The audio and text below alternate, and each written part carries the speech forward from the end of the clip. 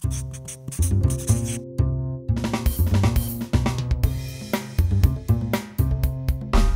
of the reason why I love my job is it's about empowering entrepreneurs in every corner of the country, not only to be wildly successful in your financial endeavors, but to have a little bit of your brain power devoted to some of the biggest challenges that face our great country. I have a high degree of confidence that our healthcare system, our energy system, our educational system will be transformed in no small part because entrepreneurs like you are going to take up the opportunity and to bring those great ideas to commercial scale. What I'd like to do is just spend a few minutes with you as sort of lead up back to the rock star who's going to follow me by providing you a little bit of the context behind how we think about entrepreneurship in the public policy domain. You heard a little bit about the importance of Startup America, but I want to go a little bit further to give you the background from the president's standpoint.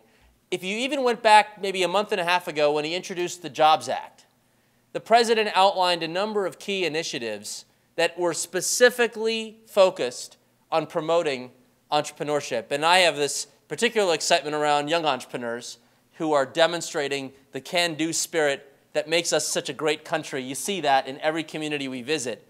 And what is it that the president called on us to do? In the Jobs Act, he made some very important claims. Number one, he called for some key policy changes that would make it easier for entrepreneurs to succeed. Number one, he called on improvements in access to capital. Specifically, he referenced the fact that he'd love to see the opportunity for you guys to access new sources of capital through crowdfunding. That particular idea, by the way, has taken the Hill by storm. I believe it passed the House 400 and what to some high number. We're starting to see some early results from the Hill that these policies are bipartisan in nature and they're going to make a difference. The president also called on some simplification of rules for private placements so that you can expand the number you can raise from 5 to 50 million. And he also called on, obviously in collaboration with the SEC, but called on Congress to think through how we can make it easier to on-ramp high-growth entrepreneurs into the public capital markets by looking at Sarbanes-Oxley issues with emphasis on opportunities for entrepreneurs early in the process.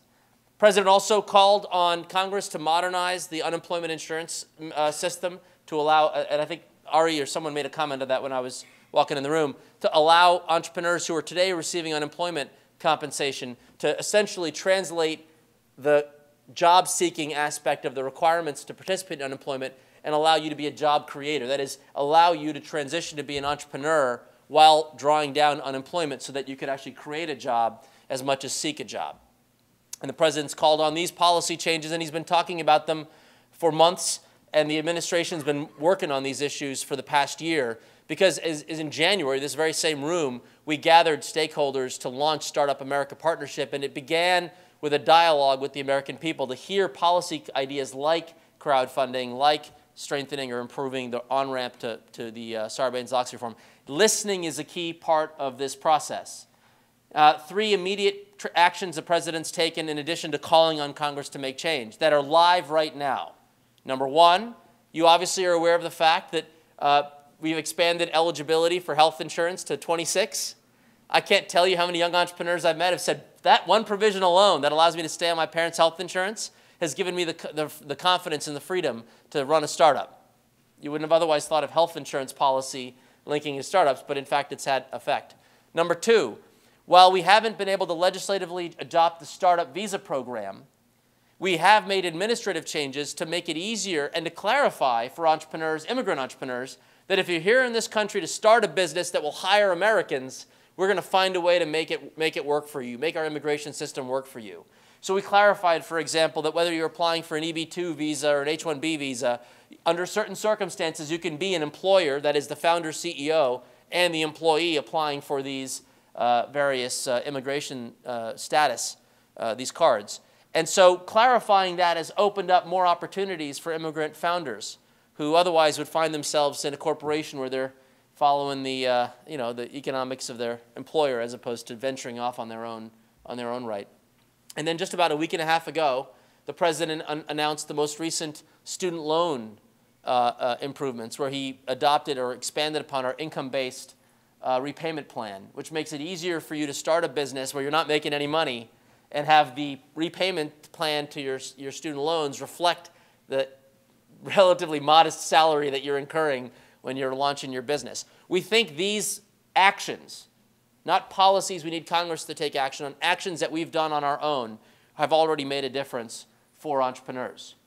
What I'd like to do in the time before Valerie gets here is to just share a couple of examples of what we're trying to do outside of the capital markets and outside of some of these macro policy issues to really stimulate opportunities.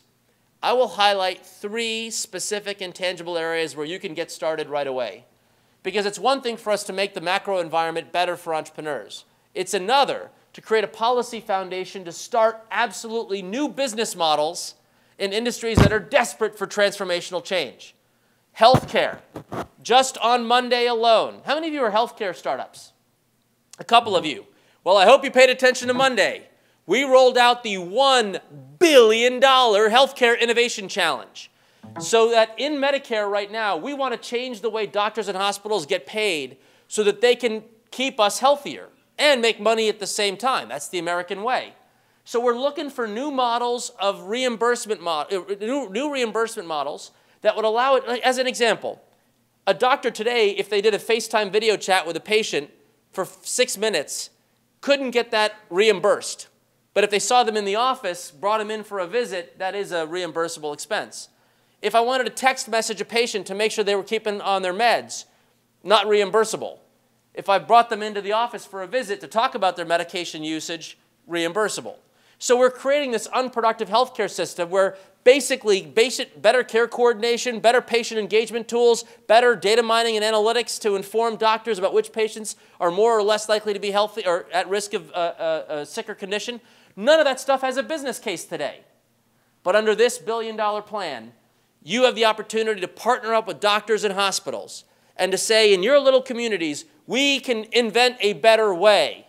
We can encourage doctors and hospitals to utilize modern technology. I got the iPad videotaping me right now. You can find use cases for the iPad to come forward and to bring those applications to market. Now you have a chance to prototype your ideas in a manner that, if successful, could conceivably scale and be payment policy for the country. Ditto on energy. We announced that by Christmas, any of you from California?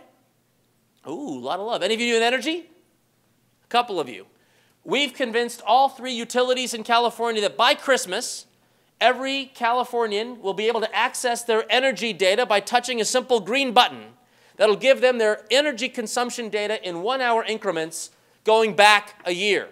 Just think about all the opportunities for entrepreneurs to convince Californians to download their green button data, share it with them, and to provide new products and services to change your thermostat or adjust your behavior to maximize your energy efficiency and to improve your overall, in this case, carbon footprint. These are just a few examples of what we're trying to accomplish. But more will be found if you look at our whitehouse.gov/innovation tab and the work that we're trying to do to open up government data and data more generally so that it can be fuel for your entrepreneurial ventures. So yes, we want to make sure the market conditions are favorable to you, but also we want to create opportunities in health, in energy, and in education.